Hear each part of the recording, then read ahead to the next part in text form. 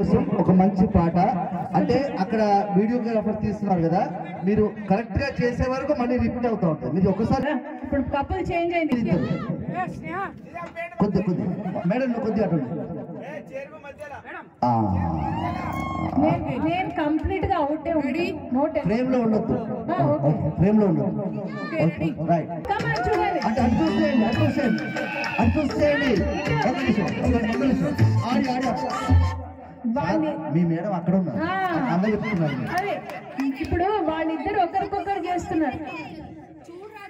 మీరు అటు చూడండి, మధ్యలో అటు చూడండి, కొద్దిగా అటు జరగండి, మీరు కొద్దిగా ఓకే. ఆడియో